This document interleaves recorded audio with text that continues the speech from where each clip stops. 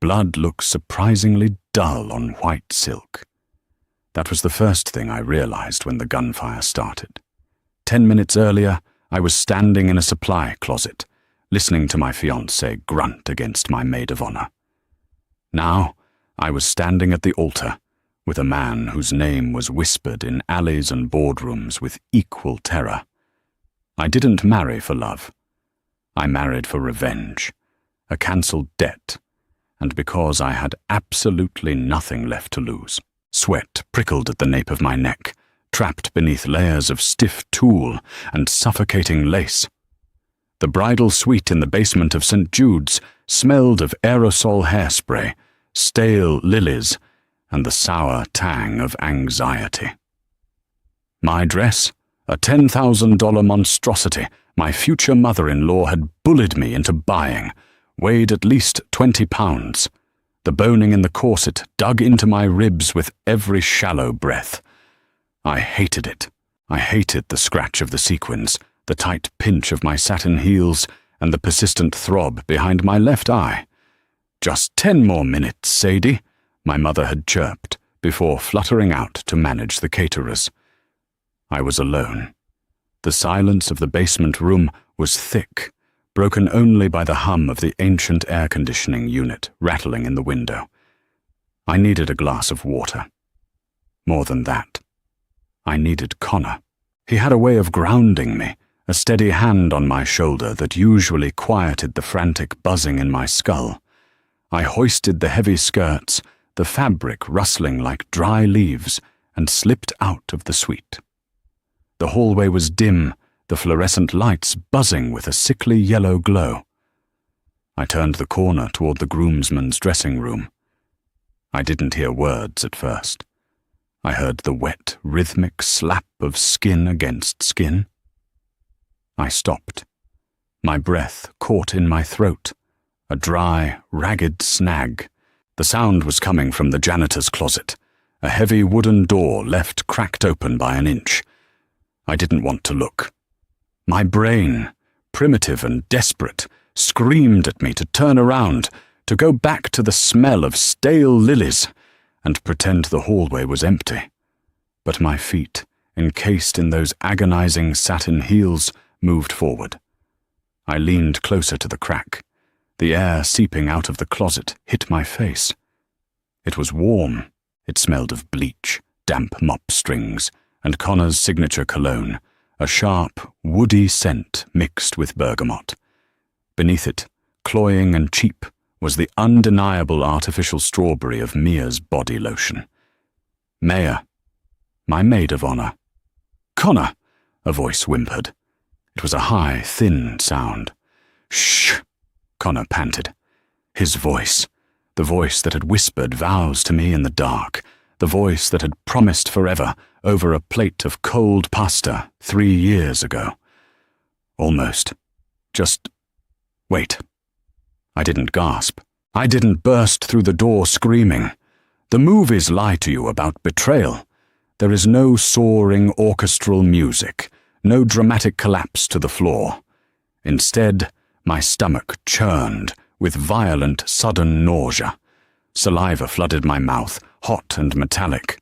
My vision narrowed to the scuffed linoleum floor, a dirty beige tile with a black scuff mark shaped like a crescent moon. I felt distinctly, profoundly stupid. I pressed my hand against the cold plaster wall to steady myself. The rough texture of the paint scraped against my palm. I could hear the rustle of clothing, the metallic clink of a belt buckle hitting the aluminum bucket inside the closet. "We have to go," Mia whispered, breathless, frantic. "She's going to be looking for you." "Let her wait," Connor muttered. I backed away. My heels were completely silent on the linoleum. I didn't run. I walked, methodically, putting one foot in front of the other, back to the bridal suite. I closed the door behind me and locked it with a sharp, heavy click. I walked over to the full-length mirror. Sadie, the bride. My lipstick was a perfect, muted rose. My hair was pinned in an intricate, unyielding twist. I looked exactly like the woman I was supposed to be, yet I felt entirely hollowed out, a gutted fish left on a dock. A single tear spilled over, hot and stinging, dragging a thick, black line of waterproof mascara down my cheek. I didn't wipe it away. I let it ruin the makeup. I let it stain the pristine surface of the facade. Someone knocked on the door. "Sadie? Honey, it's time." I stared at the mirror for 5 more seconds. The nausea ebbed, replaced by a cold, settling numbness. It was a heavy, dark thing, anchoring me to the floor. I grabbed a tissue, spat on it, and aggressively scrubbed the black streak from my cheek. It left a raw, red smear behind. "Coming," I said. My voice sounded flat. "Dead." I unlocked the door. It was time for a wedding. The organ music swelled, a suffocating, booming vibration that rattled the stained glass windows of the church. My father linked his arm through mine. He was sweating, his hand clammy through the thin fabric of his rented tuxedo. He smiled at me, a tight, nervous thing. "You look beautiful, kiddo," he whispered. I tasted bile at the back of my throat. "Thanks, Dad." The heavy oak doors opened. 200 faces turned toward me. 200 sets of eyes, judging, smiling, expecting a show. The air in the sanctuary was stifling, thick with the scent of burning wax, expensive perfumes, and the collective body heat of the crowd. I looked down the long aisle. The red carpet looked like a tongue rolling out to swallow me whole. At the end of it stood Connor. His tuxedo fit him perfectly. His sandy hair was swept back. He smiled when he saw me, a soft, practiced expression of awe. It was the same smile he used when he managed to close a difficult sale at the dealership. Next to him, a few feet away, stood Mia. Her blush-pink dress clung to her hips. Her lips were slightly swollen. She wouldn't meet my eyes. I walked. Every step sent a jolt of pain up my calves from the shoes, but I welcomed it. The physical pain kept me tethered. It kept me from floating away into the rafters. When I reached the altar, my father kissed my cheek and handed me over. Connor reached for my hands. His fingers were warm. They felt slightly damp. "You're shaking," he whispered, stepping close. The smell of bergamot and wood smoke hit me, mingling sickeningly with a faint, lingering trace of artificial strawberry. "You look perfect." I looked at him, really looked at him. I saw the slight asymmetry of his jaw, the tiny scar above his left eyebrow, the way his pupils were slightly dilated with adrenaline. He was a stranger, a pathetic, lying stranger. The priest began to speak. His voice droned on, a monotonous hum of scripture and duty. I didn't hear a word of it. I was hyperfixated on the microphone clipped to the priest's lapel. And so, if anyone can show just cause why they may not lawfully be joined together, let them speak now, or forever hold their peace. The priest paused. It was a ceremonial pause, a fraction of a second meant for dramatic effect, before moving on. Nobody ever speaks. I pulled my hands out of Connor's grip. My skin felt instantly cold where his warmth had been. "I have a cause," I said. My voice wasn't loud, but in the cavernous silence of the church, it cracked like a whip. The organist, who had been softly playing a background chord, slipped and hit a dissonant, jarring note. Connor blinked. His practiced smile faltered, melting into a mask of pure confusion. "Sadie, what are you doing?" I turned toward the congregation. The faces were no longer smiling. They were a sea of wide, shocked eyes. I looked at Mia. The color drained from her face so fast she looked like a corpse in a pink dress. "He's screwing the maid of honor," I said. I leaned slightly toward the priest's lapel mic. The speakers overhead popped with static, amplifying my words to a booming decree. In the janitor's closet, about 15 minutes ago. She smells like cheap strawberry lotion, if anyone wants to verify. A collective gasp sucked the oxygen from the room. Somewhere in the third row, Connor's mother let out a strangled, high-pitched noise. "Sadie, are you insane?" Connor hissed, grabbing my wrist. His grip was tight, bruising. The facade was entirely gone now, replaced by a panicked, ugly snarl. "Shut up." "Let go of me," I said, my voice dead calm. "You're ruining everything." He spat, his face turning a mottled, furious red. Before I could rip my arm away, before the murmurs of the crowd could erupt into full chaos, a sound cut through the tension. It was the sound of the heavy oak doors at the back of the church slamming open. It wasn't a polite entrance. The wood hit the stone walls with a violent, echoing crack that made everyone, including Connor, flinch. The temperature in the room seemed to drop 10 degrees. I looked down the long, red aisle. 4 men walked in. They didn't look like wedding guests. They wore suits, yes, but not the rented, ill-fitting kind. These suits were dark, meticulously tailored, and moved with a heavy, fluid grace. The 3 men in the back walked with their hands near their waists, their eyes scanning the pews with terrifying clinical precision. But it was the man in the front who sucked all the air out of the room. He was tall, with shoulders that blocked out the light from the vestibule. His hair was dark, clipped short on the sides, and his jaw looked like it had been chiseled from granite. He moved without making a single sound. No scuffing shoes, no rustling fabric. He was a shadow moving over the red carpet. The silence in the church shifted. It was no longer the silence of shock. It was the suffocating silence of primal fear. Connor let go of my wrist as if my skin had caught fire. I looked at him.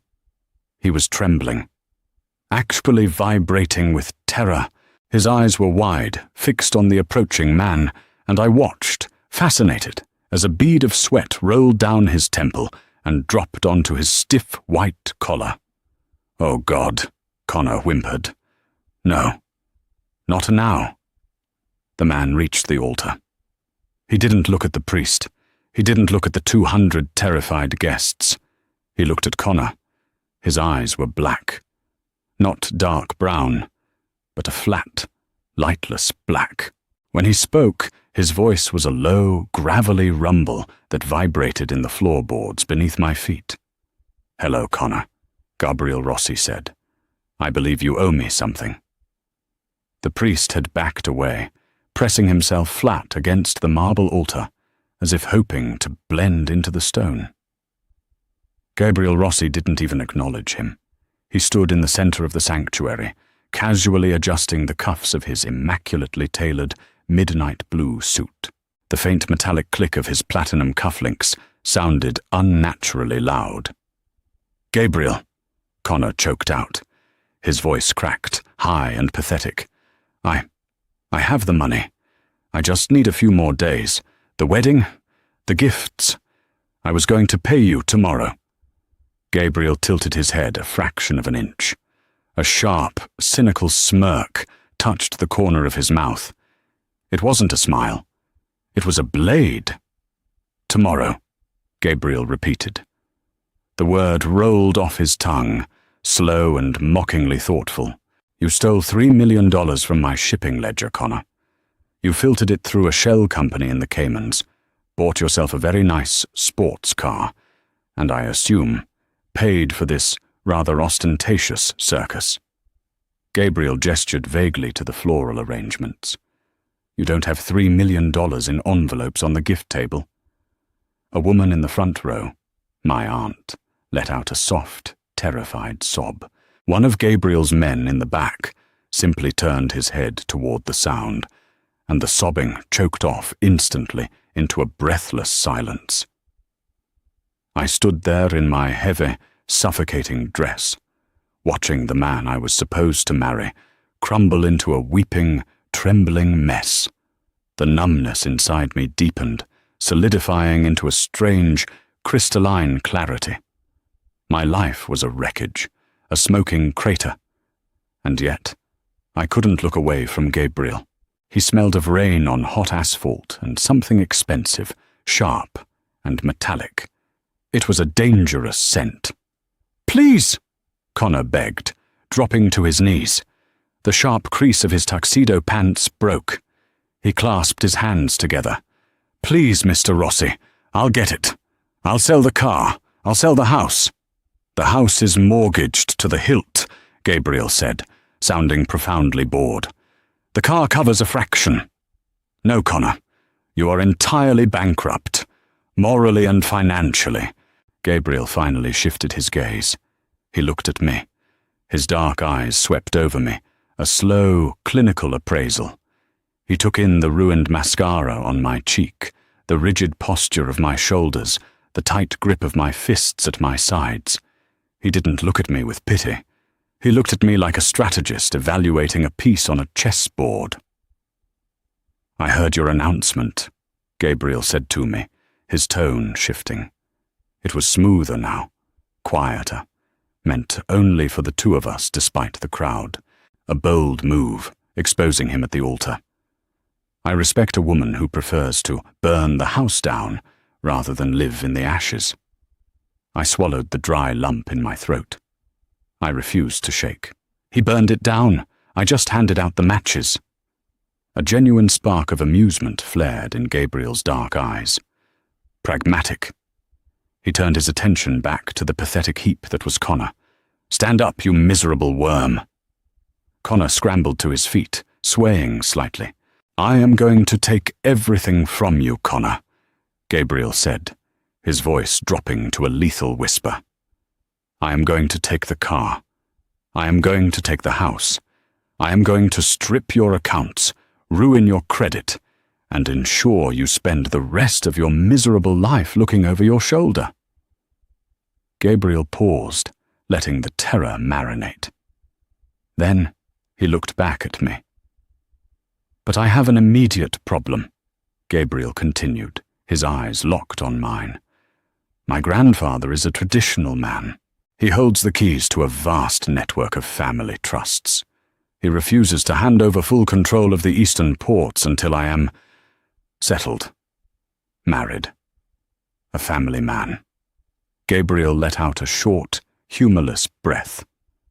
"I have no time for courtships, and I despise the women who circle my world looking for a payday." I stared at him, the gears in my exhausted brain slowly grinding together. "What are you saying?" "I need a wife." "Immediately," Gabriel said. He stepped closer. The heat radiating off him was intense, grounding. "You need to salvage this absolute disaster of a day, and frankly, you look like a woman who could use a little vengeance." "You want to marry me," I stated. It wasn't a question. It was absurd. It was insanity. Connor let out a strangled gasp. "You can't—" "Silence!" Gabriel snapped, not even looking at him. Connor clamped his mouth shut, his teeth audibly clicking together. Gabriel focused entirely on me. "A business transaction. 1 year, you play the part of the devoted wife at family functions. In exchange, I pay off whatever debts this fool left you with. I ensure you are financially independent for the rest of your life, and I provide you with the distinct pleasure of watching me ruin the man who humiliated you." My heart hammered against my ribs, a frantic, bruised bird trapped in a cage. I looked at Connor. He was staring at me with wide, pleading eyes, silently begging me to say no, to save him, to act like the good, compliant girl he thought he had manipulated. I looked at Mia, still frozen near the altar, trembling in her pink dress. Then I looked at Gabriel. There was no warmth in his offer. There was no romance. It was cold, hard, and entirely transactional. He was a monster in a tailored suit, but I was done being the victim. If I was going to be dragged into hell today, I might as well hold the devil's hand. 1 year, I said, my voice shockingly steady. Gabriel's lips curved into a dangerous, breathtaking smile. 1 year. He held out his hand. It was large, the knuckles slightly bruised, a heavy silver ring gleaming on his index finger. I didn't hesitate. I reached out and placed my hand in his. His grip was firm, warm, and entirely unyielding. Gabriel looked over my shoulder at the terrified priest. "Father," he said, the command echoing off the stone walls. "Skip the homily. Let's get to the vows." Father Thomas looked as though he might swallow his own tongue. He was a small, fragile man, and his knuckles were completely white where he gripped the edges of his leather-bound Bible. He looked at Gabriel, then at me, and finally at Connor, who was still on his knees, weeping silently into his hands. "The vows," Gabriel prompted. His voice was not loud, but it carried a terrifying edge of impatience. Yes. Yes, of course," the priest stammered. He didn't bother opening the book. He swallowed hard, his Adam's apple bobbing in his thin throat. "Do you, Gabriel? Rossi, take this woman!" "Sadie," I supplied. My own voice sounded disconnected, like I was listening to it through a thick wall of water. "Take Sadie to be your lawfully wedded wife?" "I do," Gabriel said. He didn't look at the priest. He was watching me, his dark eyes cataloguing every micro-expression on my face. "And do you, Sadie, take Gabriel?" The priest faltered. "I do," I interrupted. "The rings," Father Thomas squeaked. Gabriel finally looked away from me. He looked down at Connor. "The ring, Connor." Connor looked up, his face blotchy, his nose running. He reached into his tuxedo pocket with trembling fingers and pulled out the small velvet box. He fumbled with the hinge, dropping it once onto the stone floor before picking it up and holding it out. Gabriel didn't take the box. He waited. Understanding dawned on Connor with painful slowness. Shaking, he pulled the ring free. It was white gold, a thin band studded with tiny, cloudy diamonds. Connor held it up. Gabriel plucked it from his sweaty palm, holding the metal between his thumb and forefinger like a dead insect. He turned back to me and took my left hand. His skin was dry and warm. He slid the ring onto my finger. It fit perfectly, a cruel reminder of the life I was supposed to be starting 10 minutes ago. "By the power vested in me," the priest rushed, practically tripping over the syllables, "I pronounce you husband and wife. You may kiss." Gabriel stepped closer. The scent of rain and hot asphalt intensified, completely wiping out the lingering smell of Mia's strawberry lotion.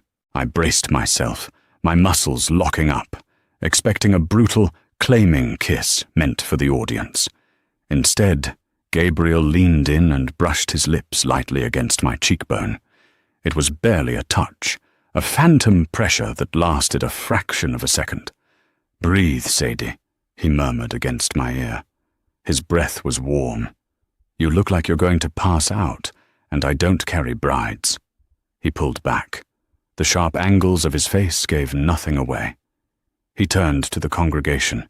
They were perfectly still, a wax museum of horrified relatives and terrified friends.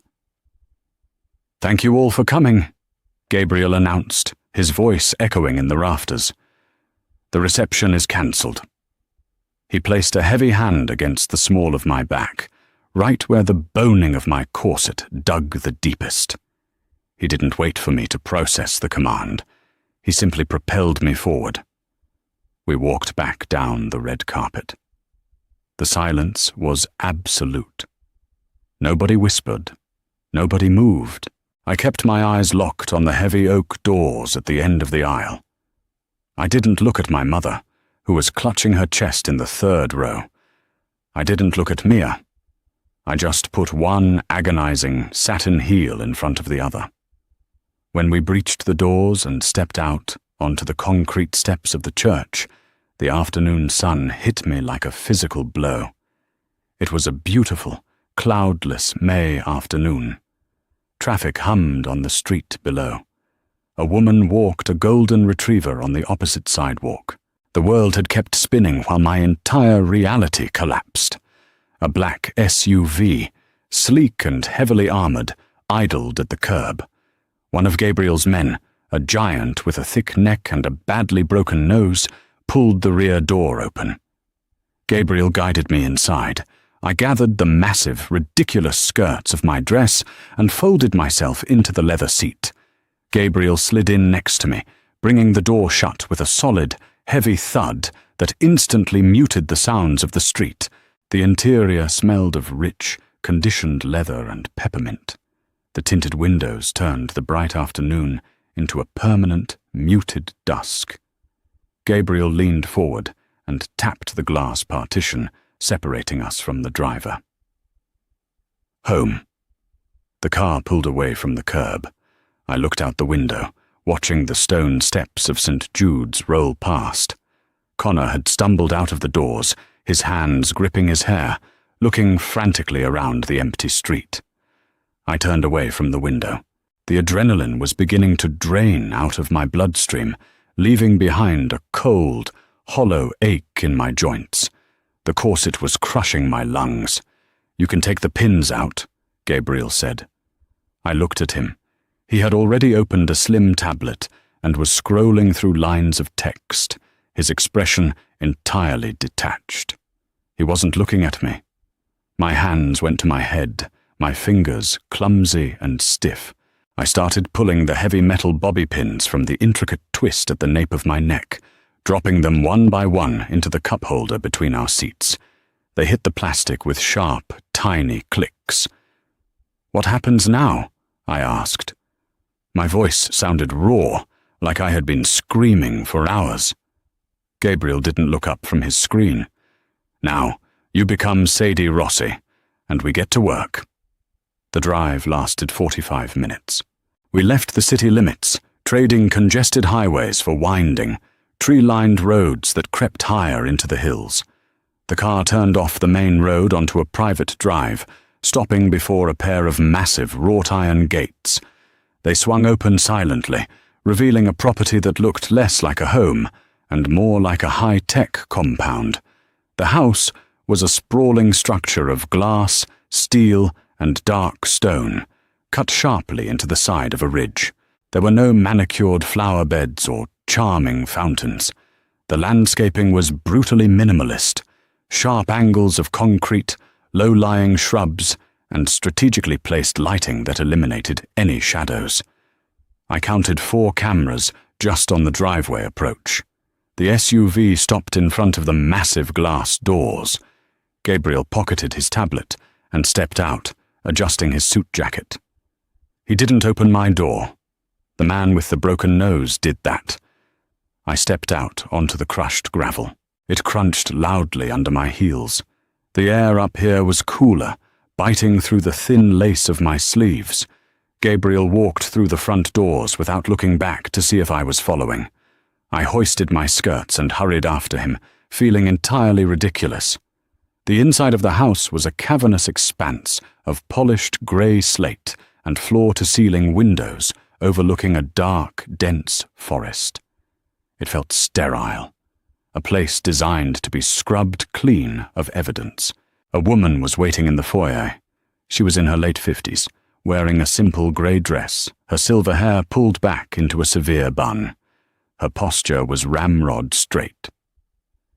"Welcome back, Mr. Rossi," she said.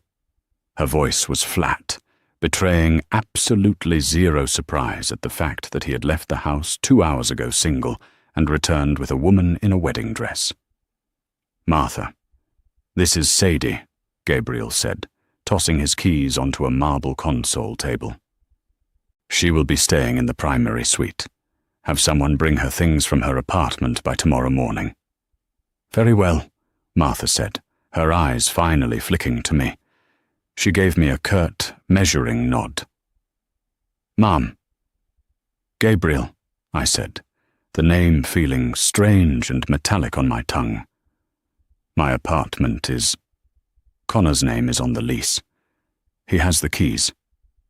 Gabriel stopped at the base of a floating glass staircase. He looked back at me, a flicker of genuine irritation crossing his face. "I am aware of where you lived. By the time my men get there, Connor will not be a problem. Martha will show you up. I have calls to make." He turned and disappeared down a long hallway, leaving me standing in a puddle of white silk in the middle of his fortress. Martha gestured to the stairs. "If you'll follow me, ma'am." I followed her. My calves were burning. The primary suite was at the end of the second-floor corridor. It was massive, dominated by a king-sized bed with dark, charcoal linens and a wall of windows offering the same unbroken view of the pines. There were no personal touches, no photographs, no books, no knickknacks. It looked like a luxury hotel room meant for an assassin. "The master bath is through there," Martha said, pointing to a frosted glass door. "I will bring you some water." She left, pulling the heavy door shut behind her. I was alone. The silence in the room was absolute, insulated by thick, soundproof glass. I walked over to the bed and sat down. The mattress barely yielded beneath my weight. I looked down at my hands. The cheap diamond ring Connor had bought me, the one Gabriel had forced onto my finger, was catching the recessed lighting, throwing off pathetic little glints of light. The dam broke. It wasn't a graceful, cinematic cry. It was an ugly, violent heave that ripped out of my chest, doubling me over. I gasped for air, my hands clutching the stiff tool of my dress. 3 years. 3 years of compromise, of listening to Connor's complaints about his boss, of cooking his favorite meals, of planning a life down to the color of our imaginary kitchen cabinets. All of it a lie, unraveling in a closet that smelled like bleach and Mia's sweat. I cried until my ribs physically ached, until the mascara I hadn't managed to scrub off was burning my eyes. When the tears finally stopped, they left behind a bone-deep exhaustion. I needed this dress off. I stood up and reached behind my back, my fingers digging for the tiny metal zipper hidden beneath a row of decorative pearl buttons. I couldn't reach it. The fabric was too stiff, and my arms were shaking too badly. I tugged, I twisted, I pulled until the rough lace burned my shoulders, but the zipper wouldn't budge. The bedroom door opened. Gabriel walked in, holding a glass of water. He stopped a few feet inside the room, taking in my ruined makeup, the red marks on my shoulders, and the frantic, pathetic way I was clawing at my own spine. "I can't get it off," I choked out. The humiliation was sudden and absolute. I sounded like a child. Gabriel set the water on the nightstand. He walked over to me. His heavy footsteps made no sound on the thick rug. "Turn around." I turned, presenting my back to him. I felt his fingers brush the nape of my neck, moving aside the loose, tangled strands of my hair.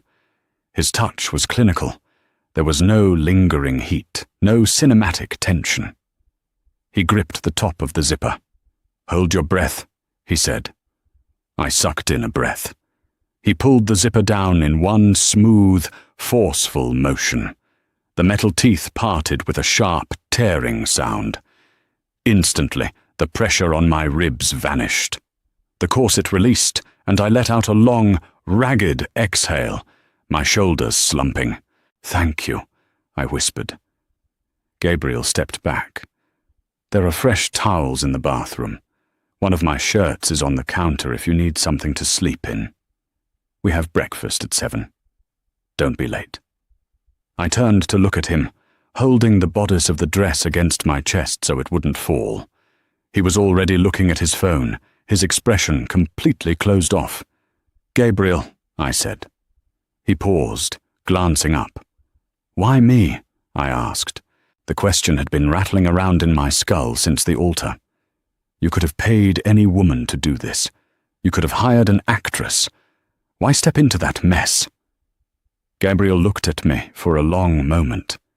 His eyes were unreadable, dark voids that seemed to absorb the light in the room. "Because an actress would have hesitated," he said softly. "When I walked into that church, I offered you a lit match, and you didn't even blink before you threw it. I don't need a professional, Sadie. I need someone who knows how to burn things down." He turned and walked out of the room, shutting the door quietly behind him. I woke up to the smell of black coffee and the muffled sound of a helicopter rotor fading into the distance.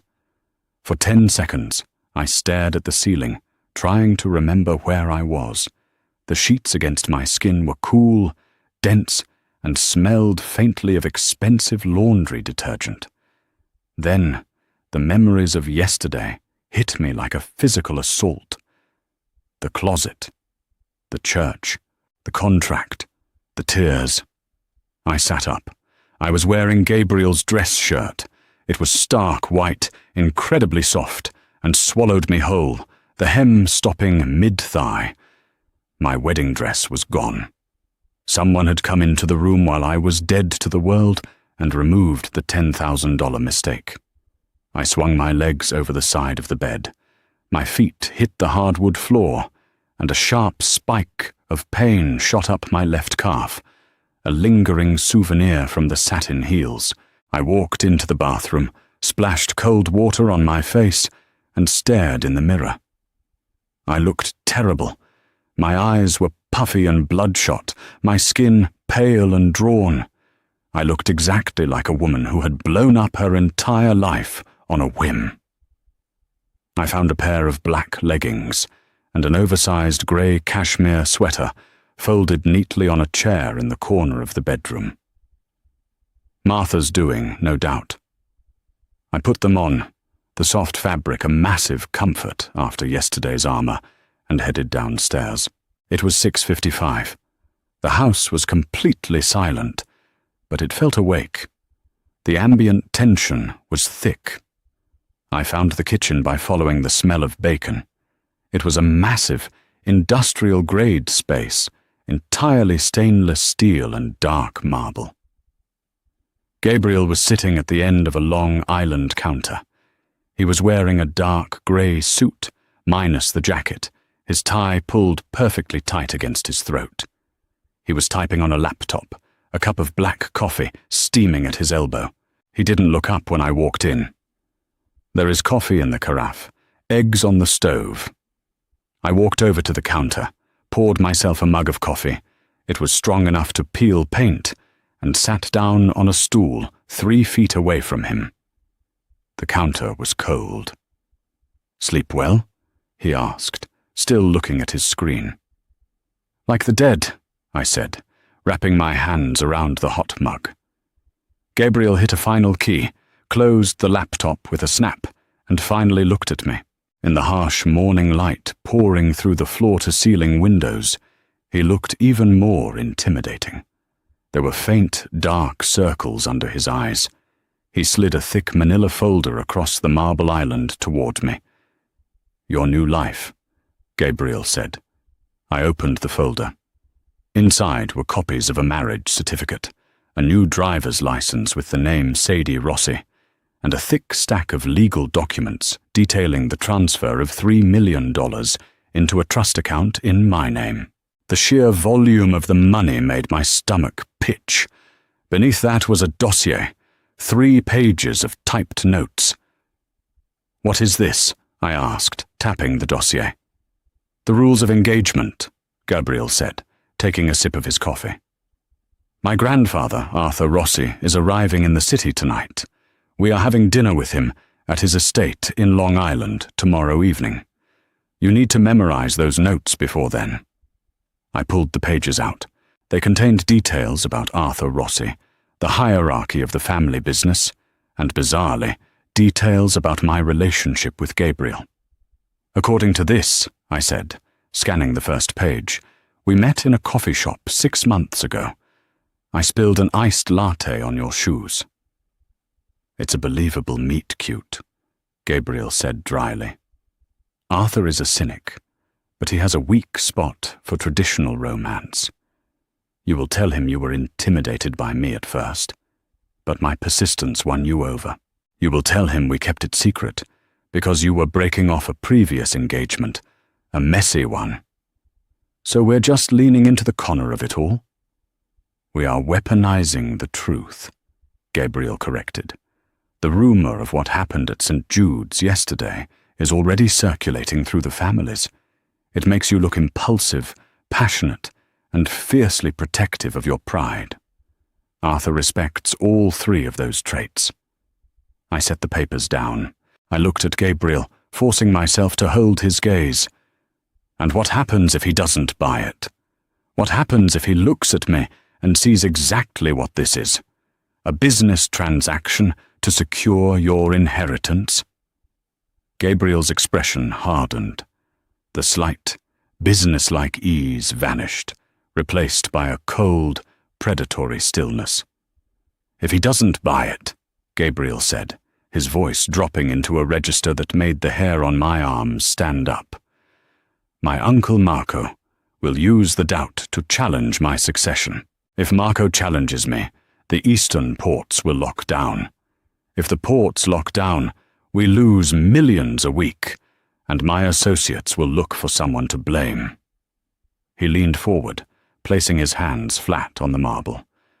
"I do not lose, Sadie, and I do not tolerate liabilities. You will convince him that you love me. You will convince him that you belong in this family. Do you understand?" The reality of what I had done settled over me, heavy and suffocating.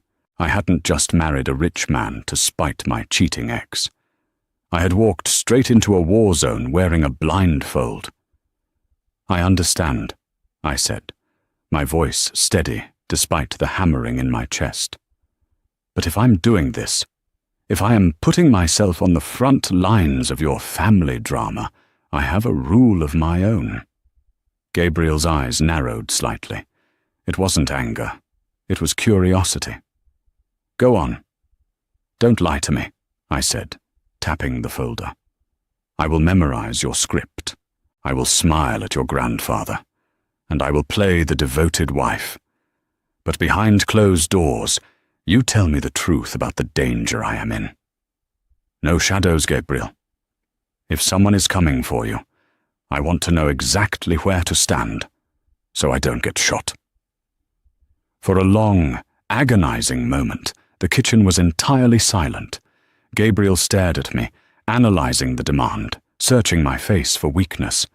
Slowly, the corner of his mouth twitched upward. It was a terrifying, genuine expression of approval. "Deal," Gabriel said. He stood up, grabbing his laptop. "Memorize the dossier. We have a fitting for you at noon. You need a dress for tomorrow night. Something that says you belong to me." He walked out of the kitchen, his heavy footsteps fading down the hall. I sat alone in the massive, cold room, staring at the fake timeline of our love story, wondering if I would survive the year. Pins scraped against my ribs. The seamstress, a small, severe woman named Beatrice, was practically vibrating with nervous energy as she adjusted the hem of the dress. She smelled of starch and peppermint mints. "Don't breathe too deeply, Mrs. Rossi," Beatrice mumbled around a mouthful of silver pins. I hated the title.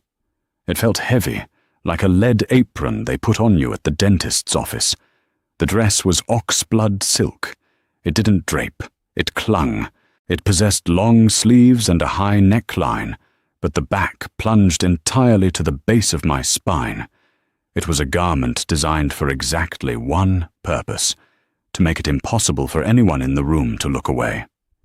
It felt entirely foreign against my skin, cold and unforgiving, unlike the cozy cashmere I had discarded on the chair.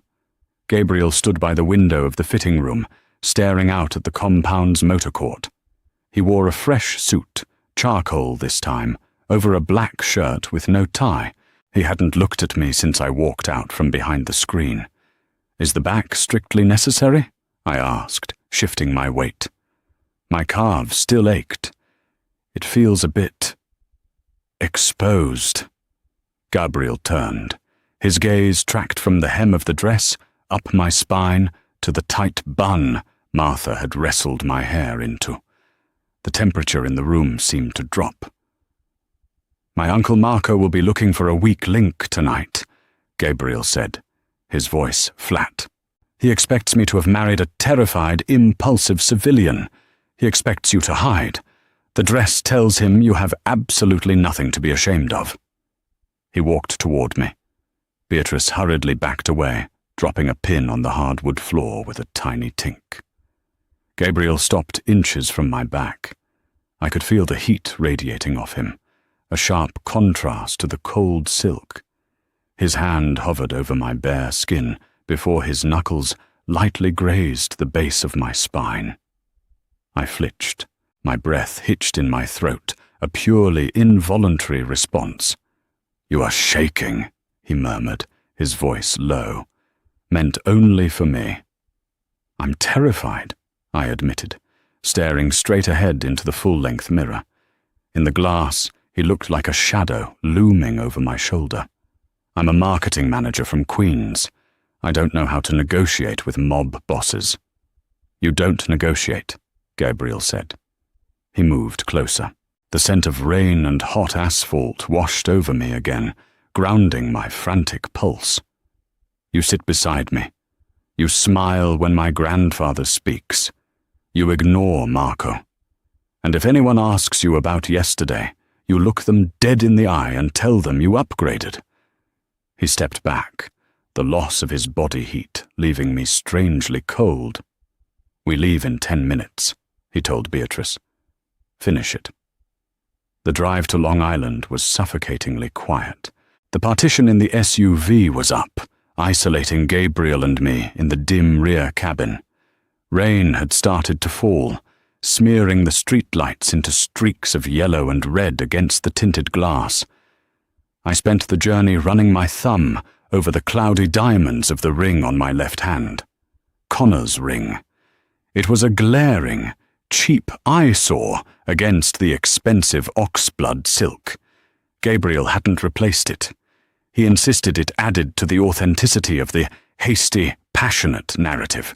To me, it just felt like a physical manifestation of my own stupidity. "Stop rubbing the ring," Gabriel said suddenly. He was reading reports on his tablet, his face bathed in a harsh blue glow.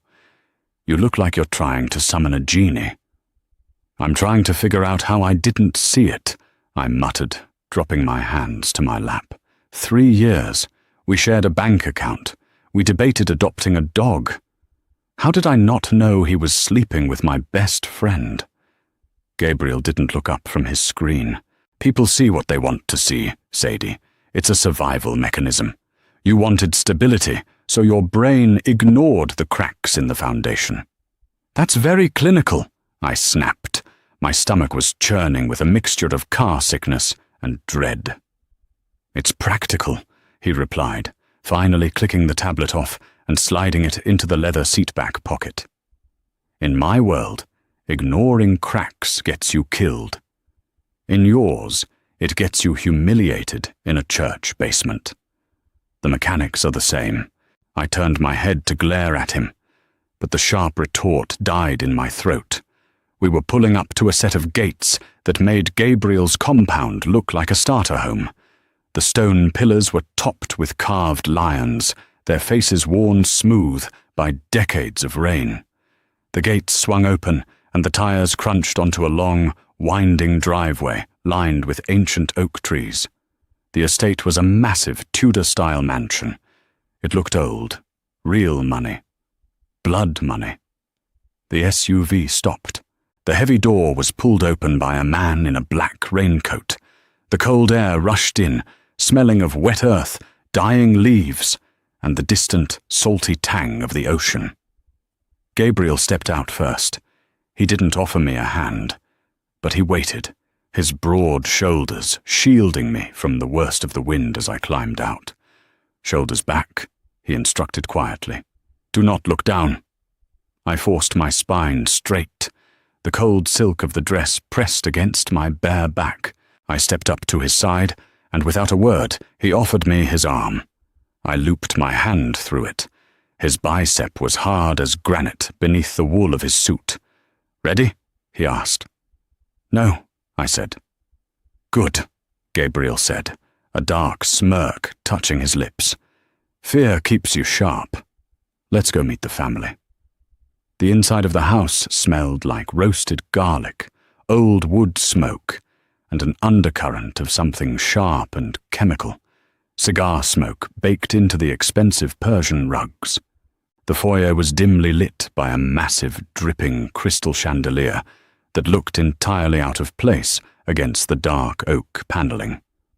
A butler, an actual butler in a vest, took Gabriel's coat but didn't dare look me in the eye. Gabriel led me down a long hallway, our footsteps muffled by the thick runners. The murmur of voices grew louder. I squeezed his arm. He didn't react, but he subtly adjusted his stance, pressing my hand firmer against his side. We entered the dining room. It was a cavernous space. A mahogany table stretched down the center, set for 12, though only 3 people were in the room. At the head of the table sat Arthur Rossi. He was smaller than I expected, frail and hunched in a high-backed leather chair. He had Gabriel's black eyes, but where Gabriel's were sharp and calculating, Arthur's were clouded with age and suspicion. An oxygen tank sat quietly humming near his right foot. To his left sat a man in his late 50s, Marco. He wore a double-breasted suit that was a bit too tight, his hair slicked back heavily with product. He smelled strongly of bergamot and expensive musk. He was swirling a glass of amber liquid, his eyes locked on me the moment I crossed the threshold. "Gabriel," Arthur said. His voice was a raspy, wet wheeze, but it commanded the room instantly. "You're late." "Traffic on the bridge, nonno," Gabriel replied smoothly, not dropping my arm. He guided me toward the table. "I'd like you to meet my wife, Sadie." Silence fell over the room, like a heavy, suffocating blanket. Arthur leaned forward, resting his chin on a silver-tipped cane. His milky eyes dragged over me, stripping away the oxblood silk, the makeup, the facade. I felt violently exposed. I remembered Gabriel's instruction, "Do not look down." I kept my chin leveled, forcing myself to hold the old man's stare. "Sadie," Arthur rasped. He tasted the name. "Not an Italian girl." "No, sir," I said. My voice was remarkably steady, though my stomach was doing violent, sickening flips. "Irish, mostly, with a bit of everything else." Marco let out a short, ugly laugh. It sounded like a bark. "Everything else? I suppose that's one way to describe what happened at St. Jude's yesterday. A real melting pot of drama." Marco set his glass down.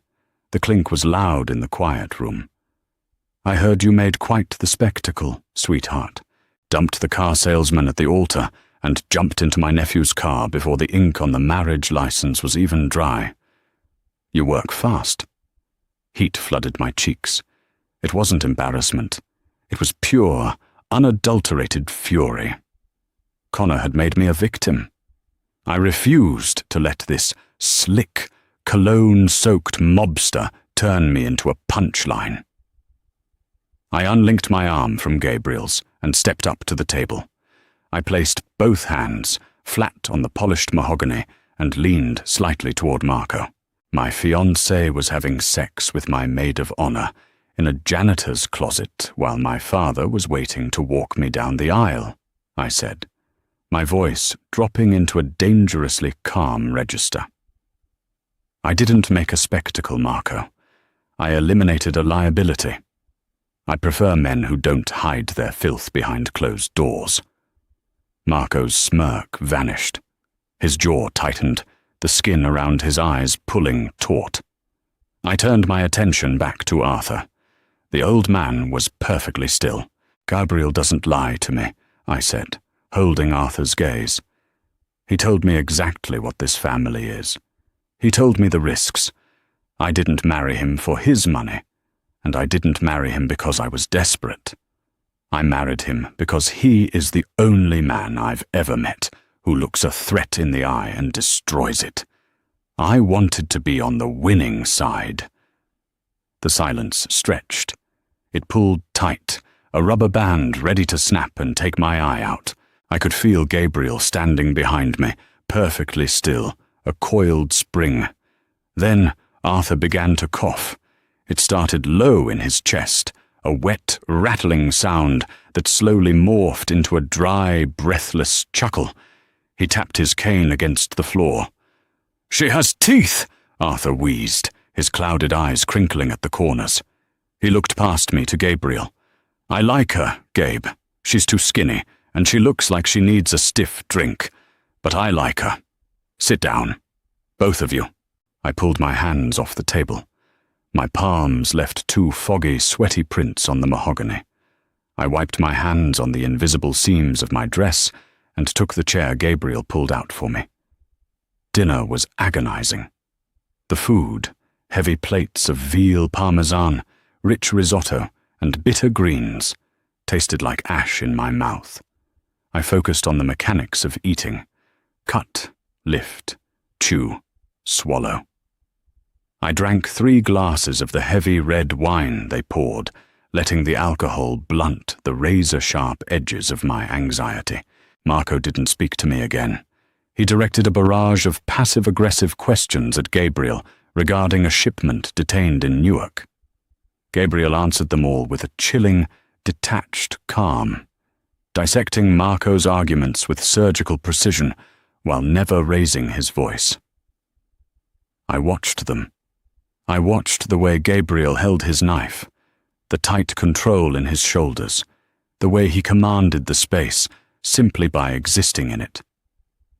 He wasn't just a businessman. He was a predator, patiently enduring the buzzing of a fly. "And the car salesman?" Arthur asked suddenly, pushing his half-eaten plate away. The question was directed at Gabriel, but the old man's eyes flicked to me. "I don't like loose ends. Does he have family? Connections?" "Connor is a civilian, nonno," Gabriel said, taking a sip of his wine. "He owes me a substantial amount of money. Or rather, he did." "Did?" Marco echoed, raising an eyebrow. "He defaulted," Gabriel stated calmly. "His debt has been restructured." A cold spike of adrenaline pierced through the wine haze in my brain. Restructured. "Good," Arthur grunted, wiping his mouth with a linen napkin. "A man who cannot respect his own bride cannot be trusted to respect his debts. Make an example of him. Show the girl you can protect what is yours." Gabriel didn't look at me. He just nodded once. "It is already in motion." Rain hammered the roof of the armored SUV, a heavy, rhythmic drumming that felt entirely separate from the sterile quiet of the leather-bound cabin. The tires hissed aggressively over flooded asphalt. I slumped against the door, digging my heel into the edge of my opposite foot until the agonizing black pump popped off. I did the same to the other. My toes were numb. The arches of my feet throbbed with a dull, hot ache. Every breath I took fought against the rigid boning of the oxblood silk corset, the fabric acting like a second, unforgiving rib cage. I tasted the heavy metallic tannins of the red wine at the back of my throat, masking the lingering bitterness of the greens from Arthur's table. "You did well." Gabriel's voice broke the silence, steady and flat. I turned my head. The harsh blue glare of his tablet screen washed over the sharp angles of his jaw, highlighting the faint shadow of stubble that hadn't been there at noon. He wasn't looking at me. His fingers swiped across the glass, dismissing whatever multi-million-dollar problem was on his desk. I lied through my teeth, I said, staring at the blurred, bleeding red taillights of a semi-truck ahead of us. I used my own humiliation like a poker chip to buy your grandfather's approval. It was disgusting. You survived, Gabriel countered. He tapped a final command on the screen and hit the lock button. The blue light vanished, plunging the cabin back into dim, amber street lamp shadows. In this family, survival is the only metric that matters. Morality is a luxury for people who don't have a target on their backs. I let my head loll against the cold glass of the window. The condensation seeped through the thin silk at my shoulder. The wine was making me bold, stripping away the heavy filter of self-preservation that had kept me tightly wound for the last 8 hours. My brain was a sluggish, exhausted mess, but one question kept gnawing at the edges of my consciousness. What did you do to him? Gabriel didn't ask who I meant. He didn't feign ignorance. He reached up, loosening his tie by a fraction of an inch. Connor's primary and secondary bank accounts were frozen at noon today, Gabriel said, his tone as casual as if he were reading a grocery list. The dealership he worked for happens to be a subsidiary of a holding company I control. He was terminated at 2 p.m. Gross negligence, documented and filed. He won't get severance. I sat up straight. The movement sent a sharp cramp up my right side, but I ignored it. You took his job? I took his foundation, Gabriel corrected, turning to look at me. His black eyes caught the passing headlights, briefly flashing like obsidian. His landlord, an associate of mine, served him with an immediate 30-day eviction notice this evening. The sports car he bought with my money has already been repossessed. It's currently sitting in a salvage yard in Queens, waiting to be crushed. My breath caught in my throat, a ragged little snag. By Monday morning, Gabriel continued, his voice dropping into a colder, quieter register. His credit score will be a smoking crater. He owes me $3 million, Sadie. He will spend the rest of his pathetic life working minimum wage, cash-in-hand jobs just to cover the vig. He will never own property. He will never secure a loan. He is entirely, irrevocably erased from polite society. I stared at him. It was one thing to crave revenge when you were standing in a church basement, crying over ruined waterproof mascara and a broken future. It was another thing entirely to hear the sterile, methodical, bureaucratic destruction of a human being's entire existence. There was no screaming, no physical violence. Gabriel had simply pressed a few buttons on a tablet and wiped Connor off the map. "Do you pity him?" Gabriel asked. It wasn't a taunt. It was a genuine, measuring question.